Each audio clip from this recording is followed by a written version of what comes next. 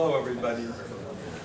Hi, I'm Bart Reed, the Executive Director of the Transit Coalition, a nonprofit that deals with transportation advocacy, land use planning, goods movement, and educational programs.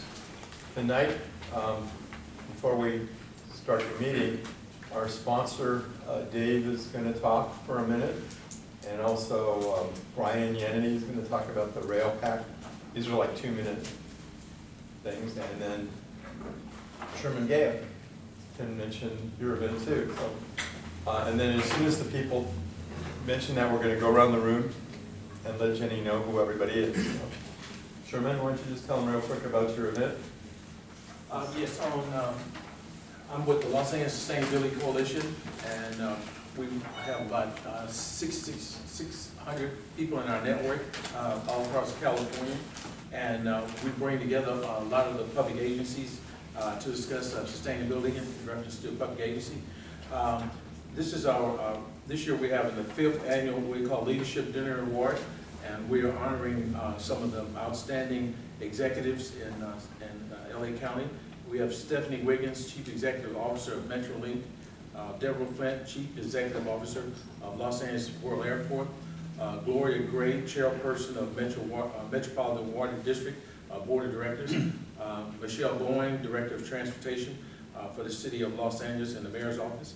And we also are honoring Herb Wesson, who is a Los Angeles City Council President with a Lifetime Achievement Award, Shirley Coates, Deputy District 7 of Caltrans, who just retired. We're giving her a Lifetime Achievement Award as well. We also I have nominated 2019 Public Agency of the Year Award, Los Angeles Metropolitan Transit Agency as well. And so what we do is, it's City Club, it's a flyer, and if you guys would like to participate and see some of the dynamic leaders in Los Angeles County, it's a great event. What we normally do is every 4 months, we bring together a lot of the key executives from the public agency. We have an event this coming Tuesday. We have Phil Washington and Rick Clark, who are presenting the evolution of transportation for Los Angeles. It's a sold-out event already, but we will continue to share that. So if anybody is interested, I'll take their card and put you on the mailing list as well. Thank you for your time. And there's flyers right there if you're interested. I should mention Sherman's tickets are limited because he always sells out. He's really good at that.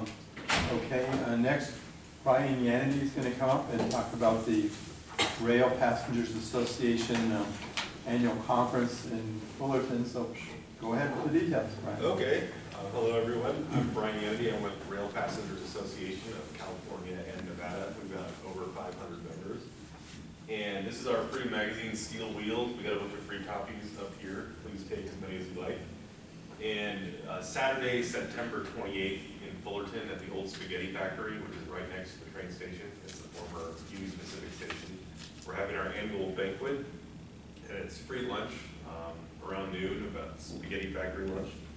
Our confirmed speakers are Cleve Cleveland, Department Manager for Orange County Streetcar Operations, talking about the new OC streetcar, that's OCTA project. Carrie Schindler, Director of Transit and Rail in San Bernardino County Transportation Authority, about the new Aero service under construction from Redlands to San Bernardino. And Rick Mead, the Senior Executive Officer, Program Management for LA Metro, about rail projects under construction and plan.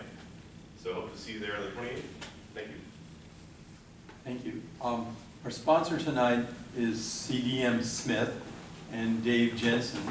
And so Dave, if you'd like to tell us a little bit. And well, I think I go way back with your company, way back to the 90s or 80s, somewhere like that. So. Yeah, anyway, well, I'll be brief. Just want to say Dave Jensen, CDM Smith, we're working on the environmental document for the project. We're in a joint venture with AECOM. I want to thank MTA and Jenny for giving us the opportunity to work on this project. I've only recently gotten re-involved in this. I worked on some of the original planning for this many, many years ago, and it's just really nice to see the project now getting kind of cranking along, and we're starting to work on the sections for the environmental document and seeing it actually move forward. Mm-hmm. again. And welcome, and we appreciate your sponsorship. We'll start off with introductions, and Derek, are you working on the downtown streetcar? I am. Talk to me afterwards. Anyways, welcome, and so tonight we have our speaker, and you're going to give your bio. Yes, I'm updating it, that's why I don't have it ready. My name is Jenny Cristales Ceballos. I'm the project manager for Eastside. So a little bit about myself. I've been working in transportation for over 15 years, primarily in local government, but I made the change, came to Metro about 3 years ago. And since then, here at Metro, I've been working on a variety of projects, everything from bike share implementation and operations to active transportation corridors, and now I'm working on Eastside on a rail project. I do have a little bit of land use experience as well, and I worked in land use for the city of Montebello locally, here in the LA region, so that's been very helpful with this project because it happens to travel through the city of Montebello. As Bart did mention, I sort of like to run. My husband likes to run ultra marathons. His last race was 100 miles. So every now and then he tricks me into doing a 50-miler. But it's great going out and training with him, but that's kind of our extracurricular activities every now and then. So I'm going to talk about the project, give you an overview, walk you through the history because it has a pretty long history that CDM Smith and AECOM has been a part of, and then now, you know, we're re-looking at the project and seeing how we can make it better, and you know, go through the process of seeing which would be the locally preferred alternative. So here's the history. Again, it started in 2009, but the alternative analysis started in 2007, and we looked at 47 different alternatives, different types of modes, routes, configurations, all sorts of everything that you can think of. In 2014, there was a draft environmental document produced that looked at two rail alternatives, rail alternatives. From there, an LPA was not selected by the board. There were a lot of questions, comments, concerns that we received from the cooperating agencies, such as the EPA and Caltrans, folks that we deal with in terms of the overall environmental document and this project. I'll show the alignments in a couple more slides. In 2017, we completed a post-draft technical study, and that looked to address most of the concerns related to what came out of the 2014 draft. From that study, that's where we looked at potentially a new north-south connection for one of the alternatives. It also introduced a combined alternative. So now we're reinitiating the environmental process, and we're looking at the three build alternatives, which is the SR60 and the Washington, and the combined alternative that builds out both. So this is currently our project timeline based on Measure M. So this is a Measure M project, and of course we're always looking for ways to accelerate the project. But as of now, this is currently what we're following, and we're reinitiating the draft environmental document and looking to complete it by 2023, into construction by 2029, and then opening for service in 2035. We plan on, you know, continuous public engagement. Lillian's always very helpful in those aspects and keeps us engaged with the community. Here's the project funding. Essentially, we have two cycles through Measure M. The first Measure M funding cycle is for 2029, and the second one is 2053. So essentially, the first funding cycle is looking to build the first alternative, right? That hasn't been yet determined, but we're going through the motions of starting to look at to select an alternative. This is a project that's listed in the 28 by 28, right? Looking to be built by the Olympics. So that's where I was talking about potentially accelerating this project. Everything from streamlining the environmental process to hopefully the design work. And I hope I'm not scaring the HMTB folks in terms of accelerating our project, and also CDM Smith. But there is going to be, depending on how the board really prioritizes the project, that this will be accelerated along with all the other 4 pillar projects that Metro, the board has identified. So we're recirculating the environmental document because essentially we had the 2014 document and it's outdated. We have to update all the technical analysis, start evaluating the new alternative that came out of the 2017, right, the combined alternative, and then also reintroduce a new north-south connection for the Washington alternative. So here's the project study area. It's quite large. It really does service a diverse or really different communities. The area is expected to grow in population for about 11% and 25% employment growth as well by 2042. So to go back into time, this is what was studied in 2014 for the draft environmental analysis. So we have the SR60 alignment and then also the Washington alignment. And just pay pretty close attention. The biggest change that occurred really from this alternative was the north-south connection along Garfield, which here it's proposed aerial configuration. So then in the 2017 post-technical study, we started looking at the north design variation on the SR60.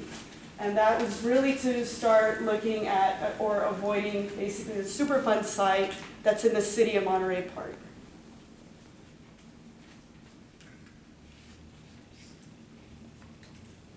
So these are the alternatives that we looked at. So the community had concerns about an aerial configuration.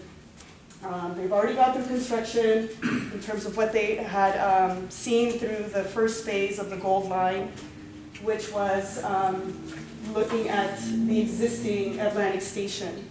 So through this process and through community input, meeting with several key stakeholders, it was identified that the Atlantic below grade was the preferred alternative for this section.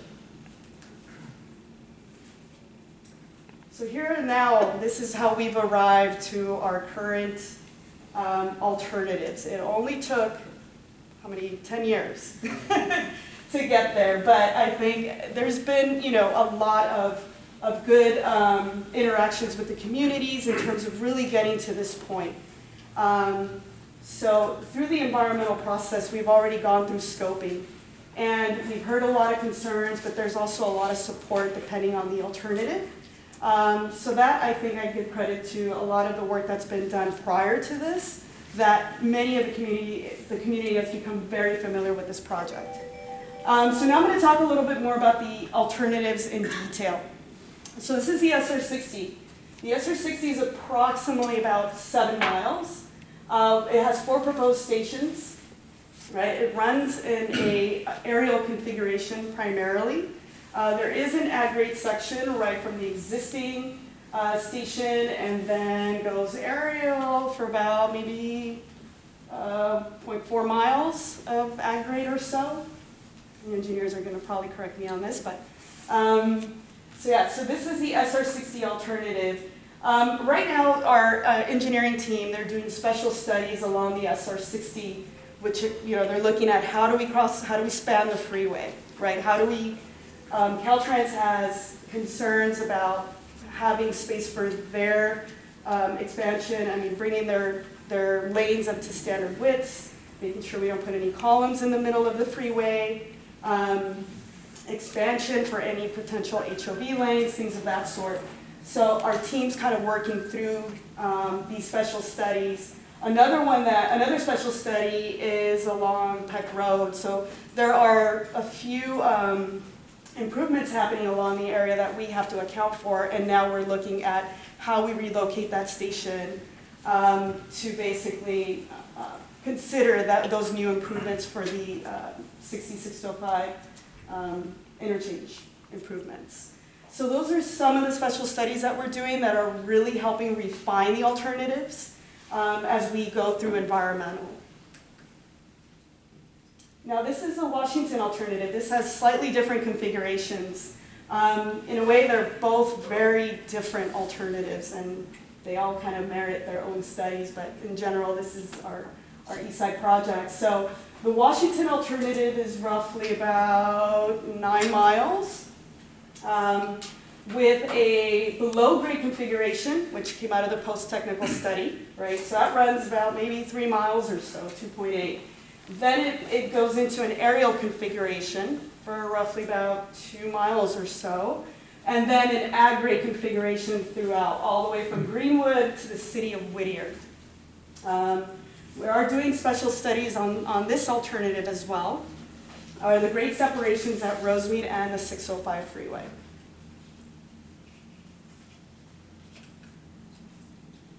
And so here's the combined alternative. So this was a result of the 2017 post-technical study. And really what this is looking at is to build both alternatives. And for all the engineers out there, this introduces the Y junction. So should we just build out one or the other? We don't need to include that as part of the overall study, but a special study is being done to see the overall design and the operations of the Y junction. Another aspect of the project that we're looking at in terms of the special study is a minimal operable segment. We know that we have Measure M funding, and the first cycle is $3 billion, and that can only carry you so far. So therefore, we're looking at a phased approach to the project, and we will be carrying that through the environmental.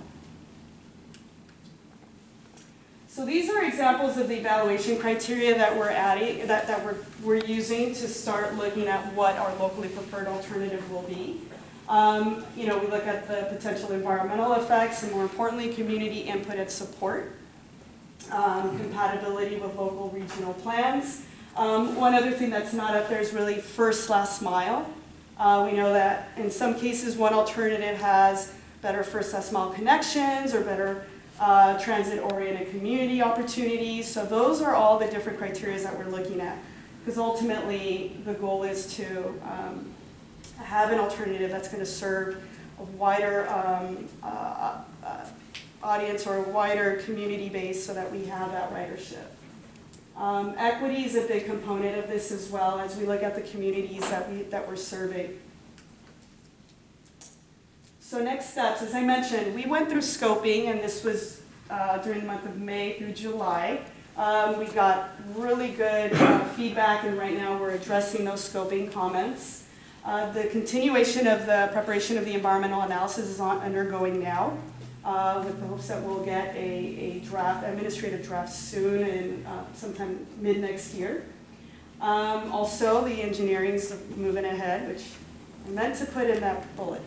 15% or so, so we're looking at the first submittal coming soon in the fall. Special design studies, as I mentioned, we have we have about close to 9 special studies that we're doing right now, and those are looking to conclude either late this month, early next month.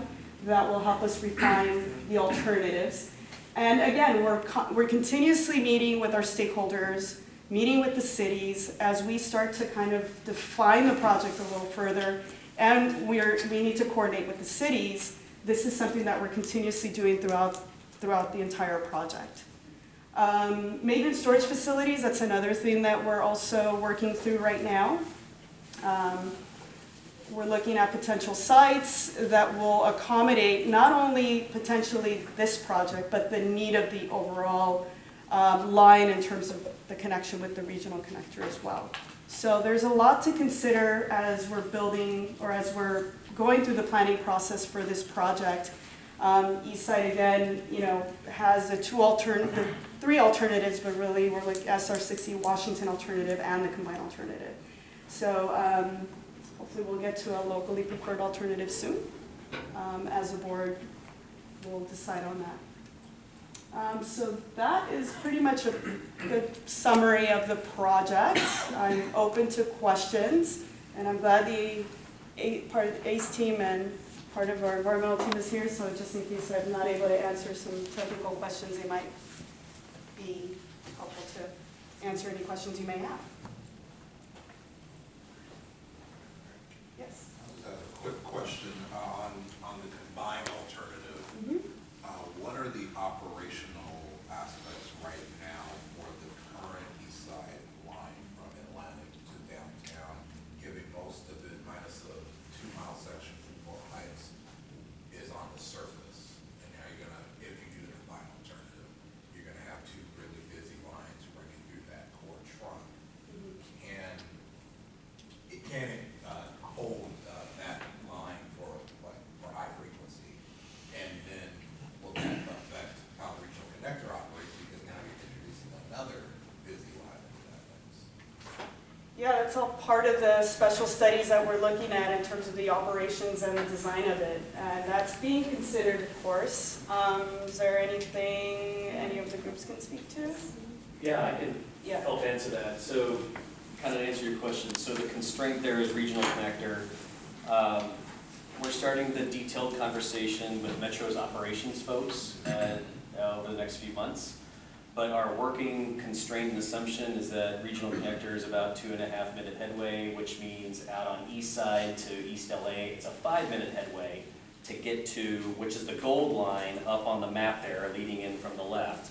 And then when you get to the branch, the gold line would split, and that would mean 10-minute headways on each branch line. However, trying to maintain a 5-minute headway on each branch introduces the combined alternative, which would basically be a 5-minute infill train that runs around the C, as you see shown in green there. So every station would have a 5-minute headway on each branch, 10-minute headway, 1-seat ride into downtown LA from each branch.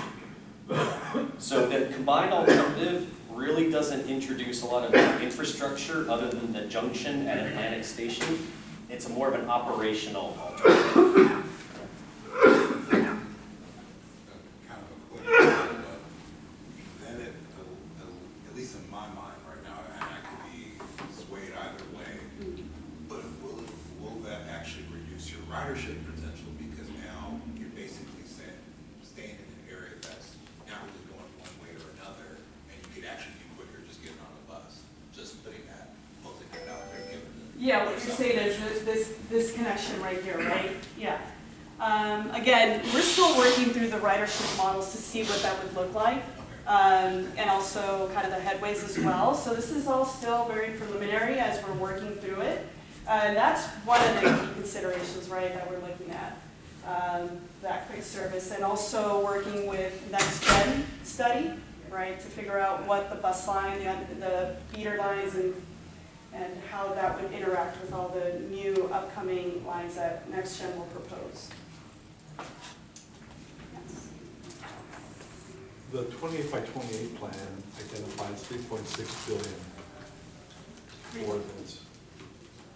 for this east side. Does that include the Y or only one or the other? It's only one or the other. As of now, what's in the expenditure plan Is the one or the other? identifies, well, it gets interesting. So because the combined alternative is an alternative, could be that we're building out that section. It depends on really what minimal operable segments are, but it identifies one alternative. And it's, yeah, $3 billion for the first funding cycle. So I think what you said is it probably includes one or the other, but not both for the 3 billion.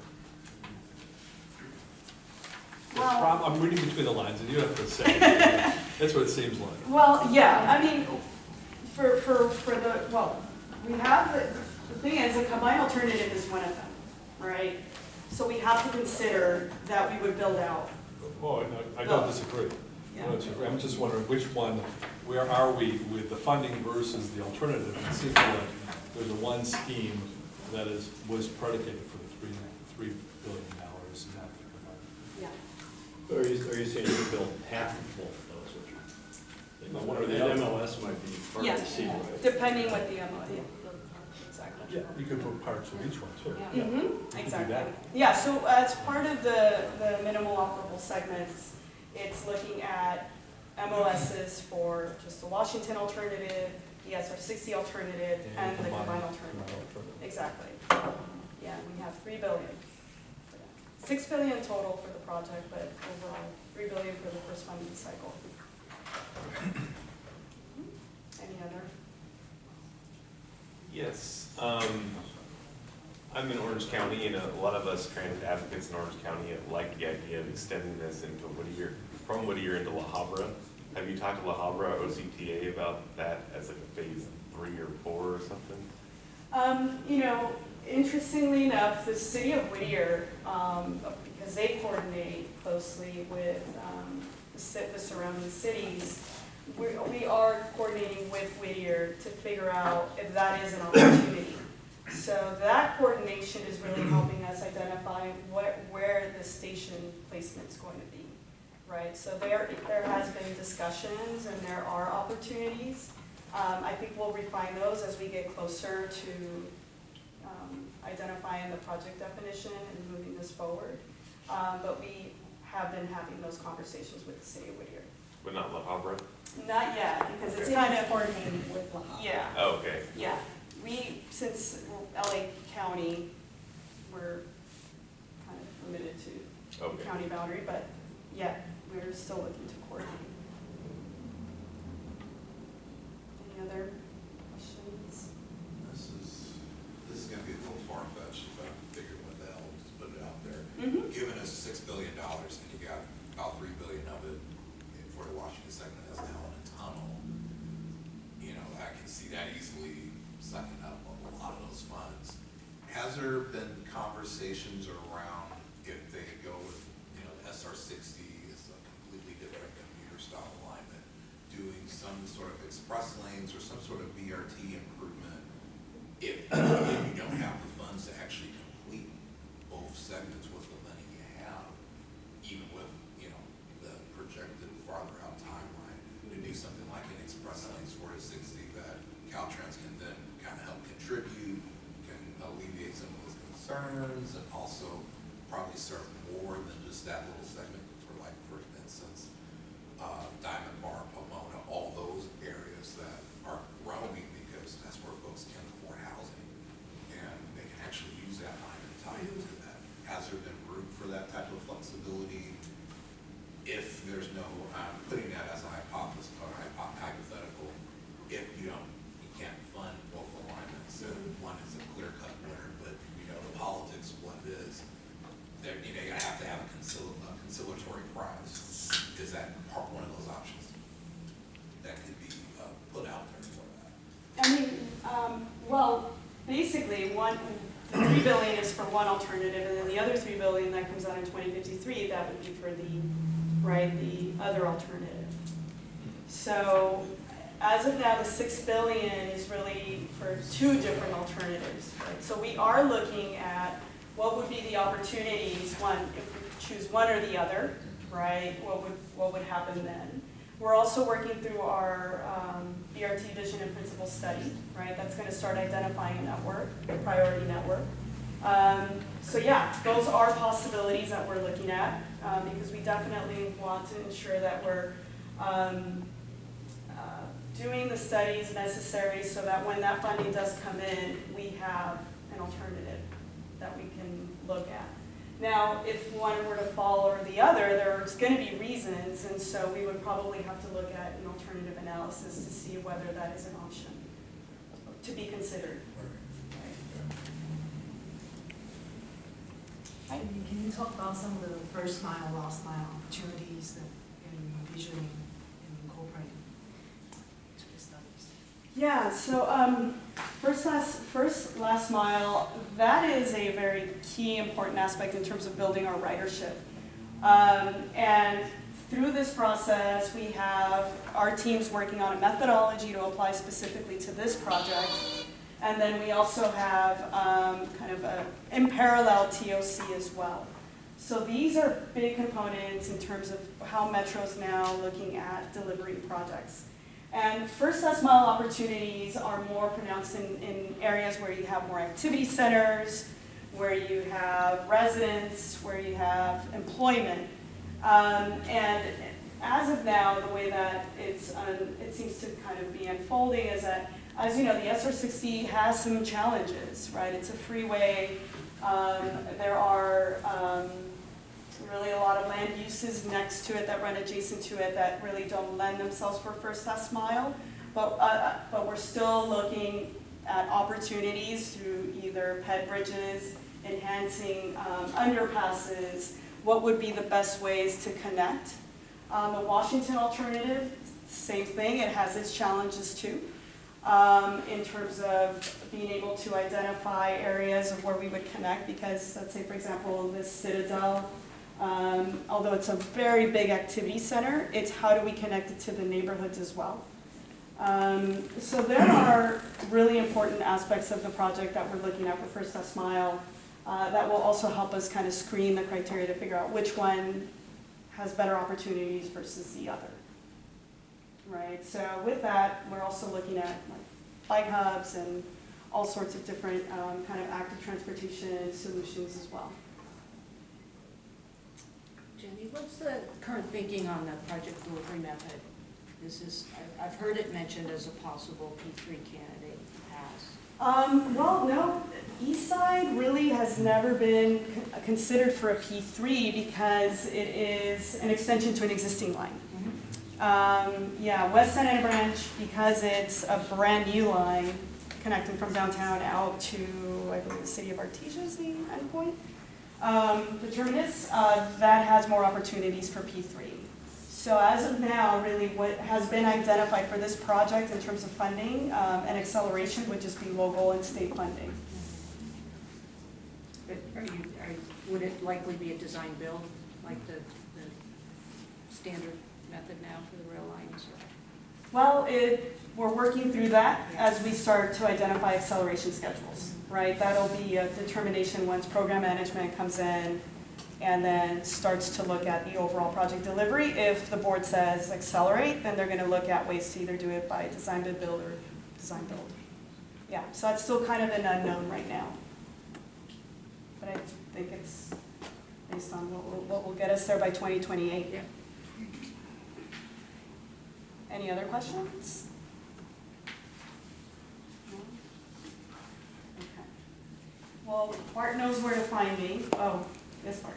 Well, I wait till the other people finish their questions, but Yes. what is there, since you've had the hearings and all, what is happening in terms of community support or community opposition in particular? I mean, I haven't been to one of these meetings in about 5 or 7 years, and there was certain opposition, there were certain proponents, but where are we at right now in terms of proponents and opposition? Well, right, as of now, and through scoping, what we primarily heard were a lot of concerns about the add grade section along the SR 60. And actually, it's more about this area here between Atlantic, kind of getting closer to the Via Campo, Finley Street. We have a few, well, it's actually the community and the neighborhoods, the residents around that area that are really concerned about a rail line going at grade aerial that's going to disturb their neighborhood. So those folks really came out in big numbers during our scoping period where they were either in opposition of the SR 60 or would like to get a better sense of really what are the opportunities to enhance the project to make it more acceptable to the communities. So we're slowly working with them and meeting with them as a key stakeholder. In general, there was overall good support for the Washington alternative at this point. But Montebello did raise some concerns, but that was kind of a mixture of our friends from the residents from the Via Campo area. So overall, again, good support for the Washington alternative, and the SR 60 kind of struggled a little bit behind in terms of support. All right, any other questions? No? All right, well, thank you all. Again, next steps, there will be opportunities. I can come back and provide an update as well, but we're coming up on environmental process, which requires a lot of public input. Again, as we accelerate, things can move pretty quickly where we'll eventually be in final design and construction, hopefully. So thank you for coming out. I'm excited to have met some of other consultant teams out here and then the consultant team behind the scenes that I don't get to see every day too. So thank you.